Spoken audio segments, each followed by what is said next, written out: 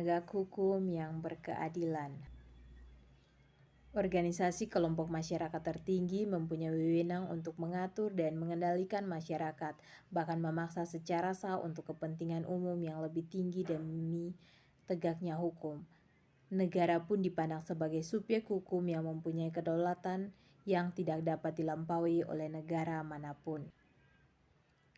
Ada 4 fungsi negara yang dianut oleh negara-negara di dunia, ialah melaksanakan ketertiban dan keamanan, mengusahakan kesejahteraan dan kemakmuran rakyatnya, pertahanan, dan menegakkan keadilan. Untuk menyelesaikan perkara-perkara yang terjadi di masyarakat secara adil, maka para aparatur hukum harus menegakkan hukum dengan sebaik-baiknya.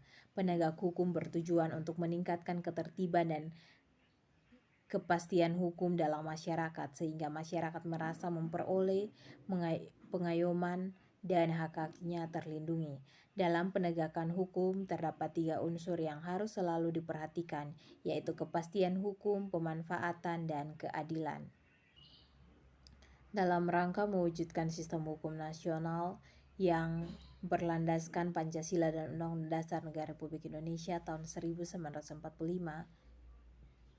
pembangunan bidang hukum mencakup sektor materi hukum, sektor sarana dan prasarana hukum, serta sektor aparatur penegak hukum. Aparatur hukum yang mempunyai tugas untuk penegakan dan melaksanakan hukum antara lain lembaga kepolisian, kejaksaan, dan kehakiman. Fungsi utama lembaga kepolisian adalah sebagai lembaga penyidik, sedangkan kejaksaan berfungsi utama sebagai lembaga penuntut, serta lembaga kehakiman sebagai lembaga pengadilan atau pemutus perkara.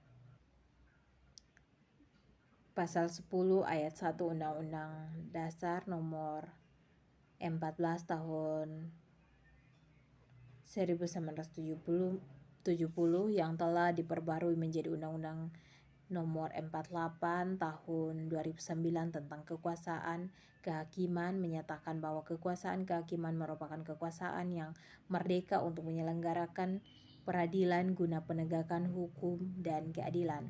Kekuasaan kehakiman dilaksanakan oleh badan pengadilan dalam 4 lingkungan, yaitu yang pertama peradilan hukum, yang kedua peradilan agama, yang ketiga peradilan militer, dan yang keempat peradilan tata usaha negara.